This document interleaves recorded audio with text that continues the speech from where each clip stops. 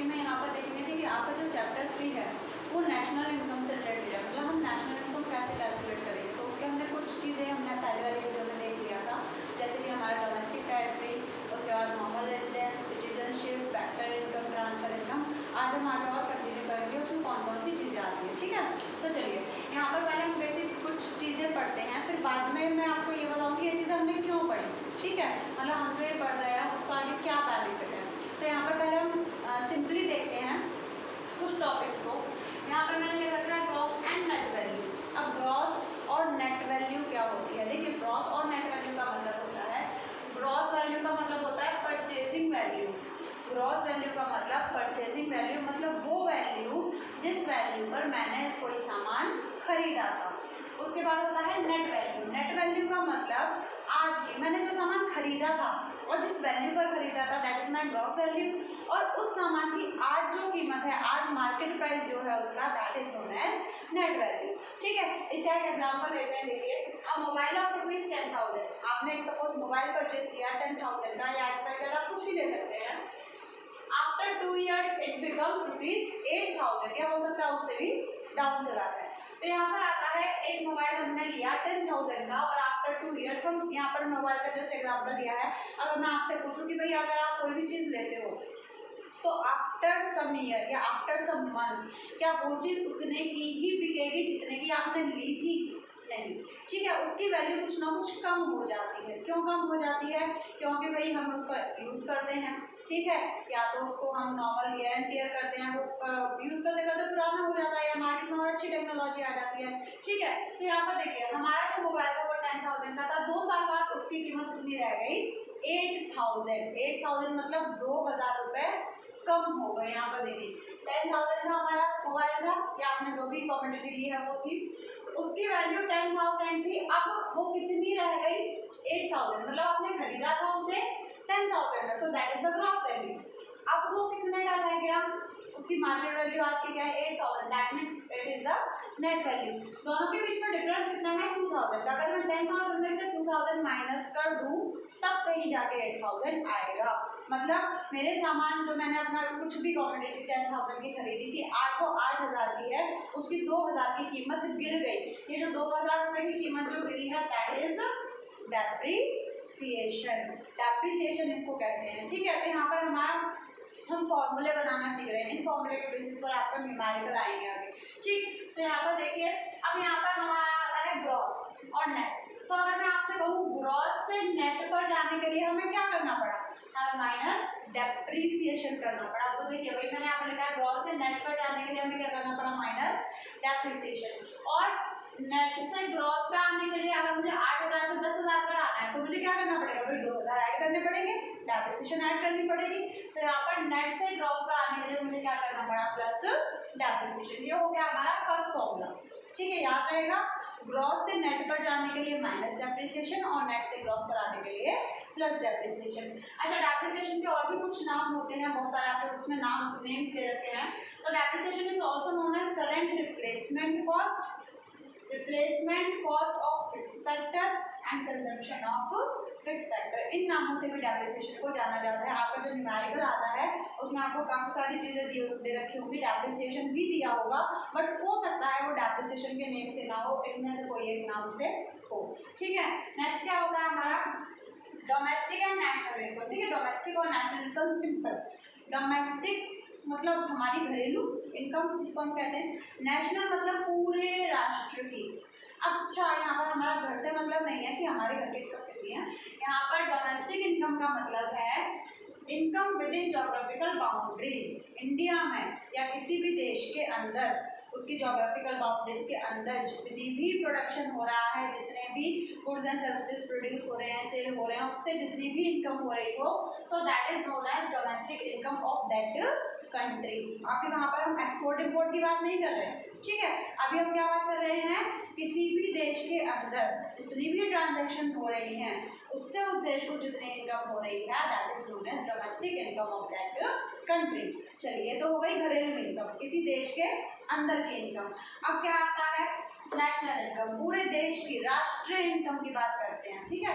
अब national income भी वही होता है वैसे, हम पूरे राष्ट्र की इनकम लेते हैं। बट इसमें क्या आता है, देखिए इसमें डोमेस्टिक इनकम तो आती ही आती है, मतलब हमारी घरेलू इनकम तो आती ही आती है, साथ में इसमें हमारा एक्सपोर्ट इम्पोर्ट भी आ जाता है, मतलब बाहर से जो हमारी अदर कंट्रीज से लेन देन होते हैं वो भी इसमें आ जाते हैं। तो देखिए यहाँ पर national income plus domestic income plus NFIA, इसको हम शॉर्ट में लिखते हैं NFIA।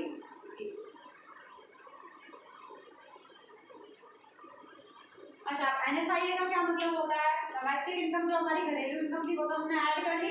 NFIA का मतलब क्या होता है, NFIA का मतलब मैंने फॉरेन से जितनी भी इनकम रिसीव करी, मतलब मैंने विदेशी व्यापार किया उससे मुझे जितनी भी इनकम आई, सपोज मेरे पास इनकम आई 100 लाख, ठीक है, तो यहाँ पर आया ये 100 करोड़, किसी में भी आप रख सकते हो, और मैंने पेड कर दिया, मेरे पास इनकम आई बाहर से, कितनी आई 100 करोड़, मैंने बाहर, अभी अगर हम एक्सपोर्ट इंपोर्ट कर रहे हैं तो ऐसा तो नहीं है कोई देश सिर्फ एक्सपोर्ट ही कर रहा हो या कोई कंट्री सिर्फ इंपोर्ट ही कर रही हो, तो अगर कोई कंट्री बाहर से कोई भी लेन देन करती है तो एक्सपोर्ट इंपोर्ट दोनों ही होता है, ठीक है, हम बाहर से पैसा लेते भी हैं और बाहर पैसा देते भी हैं। तो यहाँ पर सपोज मैंने बाहर से, मतलब मेरी डोमेस्टिक इनकम को छोड़ के एक्सपोर्ट इंपोर्ट से जो मैंने पैसा रिसीव किया वो 100 करोड़ था, ठीक है, उसमें से मैंने 80 करोड़ का पेमेंट कर दिया बाहर, अभी हम कंट्री के अंदर की बात नहीं कर रहे हैं, तो अब मेरे पास बचा कितना, only 20, so this 20 is NFIA।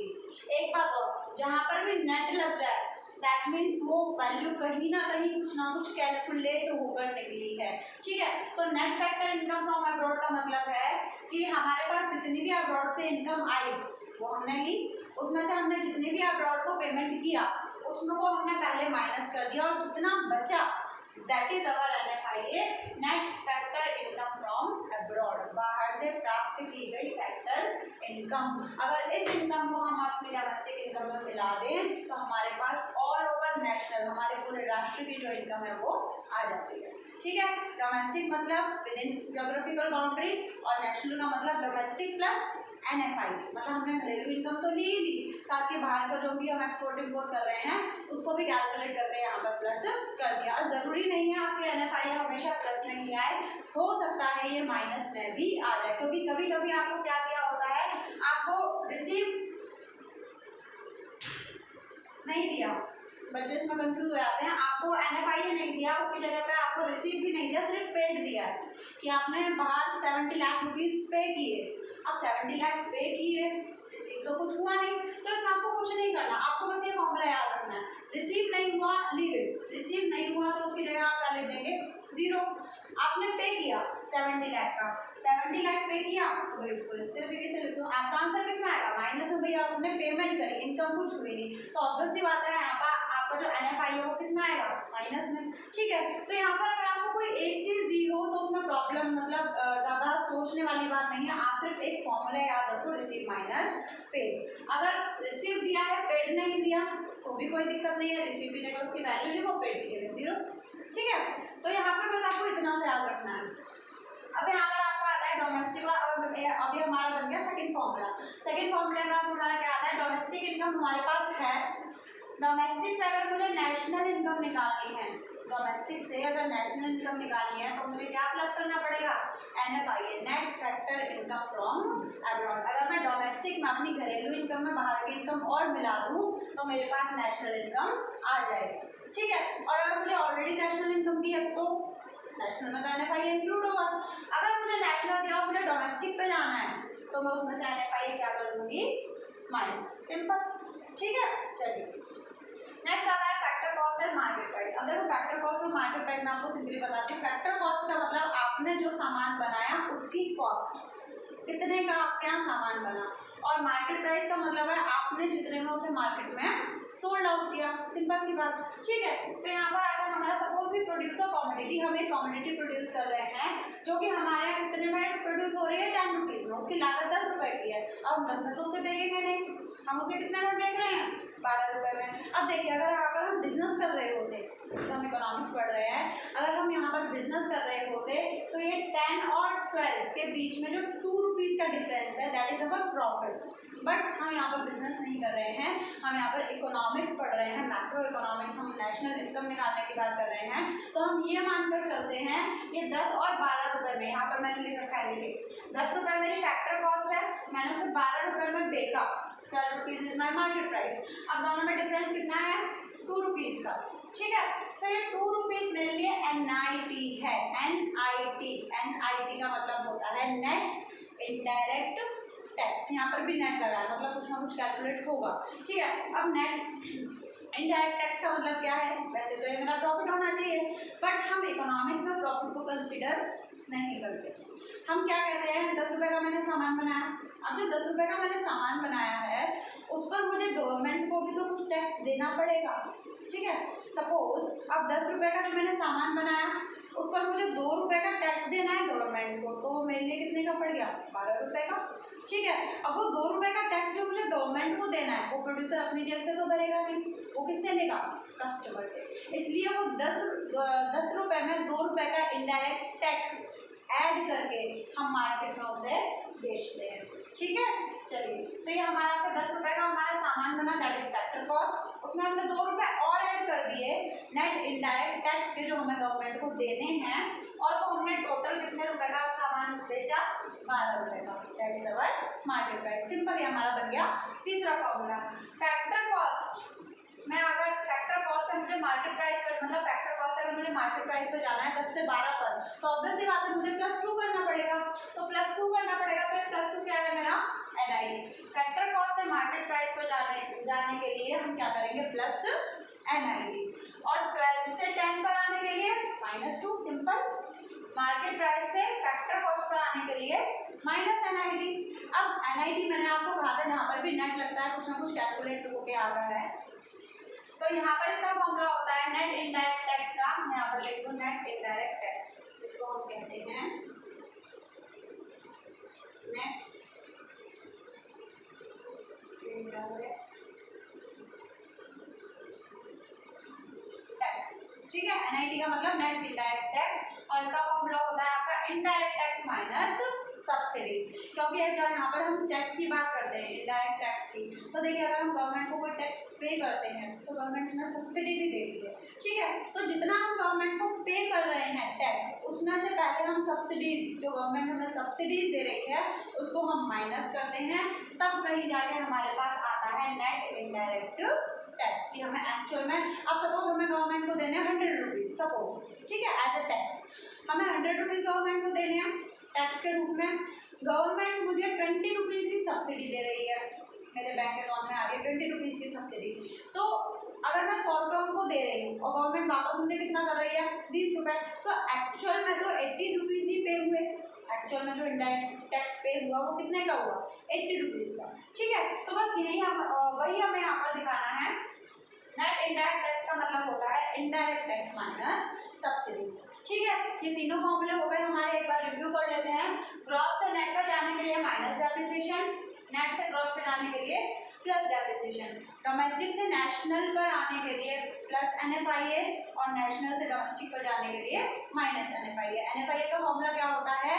Net factor income receive from abroad minus net factor income paid to abroad, मतलब अब्रॉड से कितना आया और अब्रॉड को हमने कितना पे कर दिया, ठीक है। उसके बाद आ जाइए factor cost and market price. Factor cost और मार्केट प्राइस, फैक्टर कॉस्ट से मार्केट प्राइस पे जाने के लिए प्लस NIT, और मार्केट प्राइस से फैक्टर कॉस्ट पे जाने के लिए माइनस NIT। NIT का फॉर्मूला क्या होता है? नेट इनडायरेक्ट टैक्स का, नेट इनडायरेक्ट टैक्स का फॉर्मूला होता है इनडायरेक्ट टैक्स माइनस सब्सिडी। ये 3 फॉर्मूले आपको याद रखने हैं, तो आप कोई सा भी न्यूमेरिकल इजीली कर पाओगे। चलिए, अब यहाँ पर ये 3 फॉर्मूले मैंने आपको किस बेस के लिए सिखाए वो देखते हैं। न्यूमेरिकल इसके थोड़े से कल करेंगे नेक्स्ट वीडियो में, ठीक है। चलिए, अब यहाँ पर आपको इस चैप्टर में जो भी वैल्यू निकालनी होगी उसकी 4 प्लेस होंगी, ठीक है। 4 प्लेस कैसे? 1, 2, 3 एंड 4, ये 4 वाली थोड़ी सी नीचे होती है, ठीक है।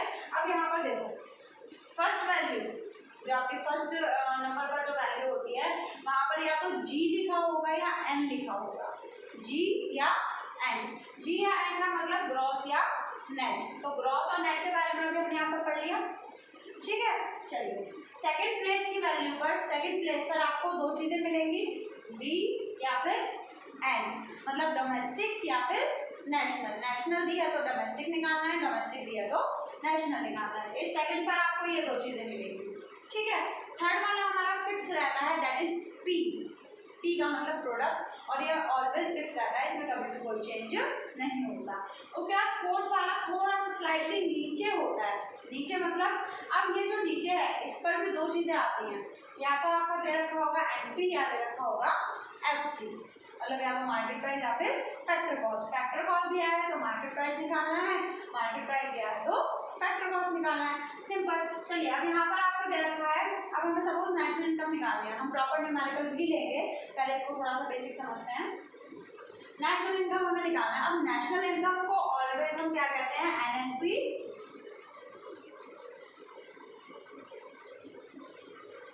फर्स्ट एन का मतलब देखिए क्या है, फर्स्ट एन, यहाँ पर फर्स्ट में क्या है, एन का मतलब नेट। सेकंड एन का मतलब क्या है, नेशनल। पी प्रोडक्ट हमारा फिक्स रहता है, और एफसी मैंने कहा था फोर्थ वाली वैल्यू थोड़ी सी नीचे आती है, तो एफसी का मतलब क्या हो गया, फैक्टर कॉस्ट, मतलब net national product at factor cost. तो ये हमें निकालना है। अब देखिए एक बात और याद रखना, आपको जो भी चीज़ निकालनी है या जो भी चीज़ कैलकुलेट करनी है वो आपको ऑलवेज लेफ्ट साइड में रखनी है, ठीक है। तो चलिए मैंने यहाँ पर आपका रखा एनएनपीएफसी लेफ्ट साइड में। अब मैंने अभी सपोज किया है, आपको क्वेश्चन जब करेंगे तब और क्लियर होगा। मुझे क्वेश्चन में जीडीपी एमपी दिया हुआ है, और भी बहुत सारी चीज़ें रखी होंगी आपको, जीडीपी एमपी दिया होगा, इनडायरेक्ट टैक्स दिया होगा, एनएफआईए दिया होगा, सब्सिडीज दिया होगा, उसमें बहुत सारी चीज़ें दे रखी होंगी। अच्छा न्यूमेरिकल आपको जो दिए होते हैं, ज़रूरी नहीं है जितनी सारी चीज़ें दी हों वो सारी की सारी आएँ, आपको सिर्फ अपने फॉर्मूले से मतलब है, बाकी उसमें आपको जो भी दे रखा हो आपको उससे कोई लेना देना नहीं है। सिर्फ आपको फॉर्मूले में जिस चीज़ की ज़रूरत है आप उसे पुट करेंगे और यहाँ पर रख देंगे उसकी वैल्यू, अदरवाइज जो भी दिया उसे आप वहीं पे छोड़ देंगे, ठीक है। अब चलिए यहाँ पे देखते हैं फॉर्मूला हमने ये तीनों चीज़ें क्यों सीखी, आप या फिर आप किस तरीके से फॉर्मूला बनाओगे।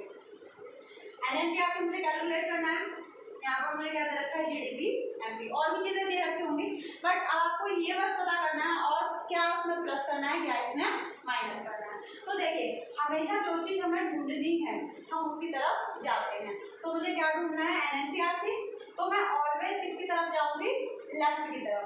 अब देखिए फर्स्ट पे मेरा क्या दे रखा है, जी, और यहाँ पे क्या है, एन, मतलब मुझे ग्रॉस दे रखा है और मुझे नेट पर जाना है। ग्रॉस और नेट फर्स्ट पर दो ही वैल्यू होती है, मुझे ग्रॉस दिया है और मुझे कहाँ जाना है, नेट पर। अब देखिए ग्रॉस दिया हुआ है और मुझे कहाँ जाना है, नेट पर, तो ग्रॉस से नेट पर जाने के लिए क्या होता है, माइनस डेप्रिसिएशन, तो मैंने इसके आगे लिख दिया माइनस डेप्रिसिएशन, ठीक है। चलिए सेकंड वैल्यू पर आते हैं।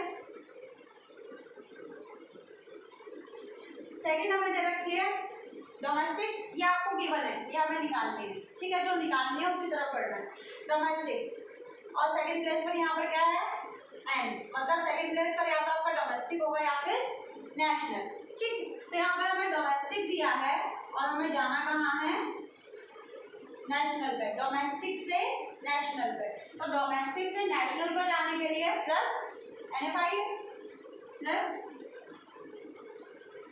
एनएफआई, इतना हो गया। चलिए पी दोनों में सेम है, कोई डिफरेंस नहीं है, थर्ड यहाँ पर भी पी है, यहाँ पर भी पी है, मैंने आपको बताया था पी हमारा फिक्स होता है। उसके बाद आ गया हमारा लास्ट एमपी और एफसी। एमपी मुझे गिवन है, मुझे एफसी पर जाना है, एमपी से एफसी। अब यहाँ पर देखते हैं एमपी ये रहा हमारा, एमपी से एफसी पर जाने के लिए मैंने आपको क्या बताया था, माइनस एनआईटी, तो यहाँ पर हमारा आ गया माइनस एन आई, ये आपका फॉर्मूला कंप्लीट हो गया एनएनपीएफसी को कैलकुलेट करने के लिए, ठीक है। जीडीपी एमपी हमें दिया हुआ है, उसमें से हम करेंगे minus depreciation plus NFIA minus NIT. अब इनमें से जिस जिसकी वैल्यू आपको क्वेश्चन में दे रखी हो वो वैल्यू आप यहाँ पर पुट करेंगे और अपना न्यूमेरिकल सॉल्व करेंगे, ओके। इसके प्रॉपर न्यूमेरिकल हम नेक्स्ट वीडियो में करेंगे, ओके, थैंक यू।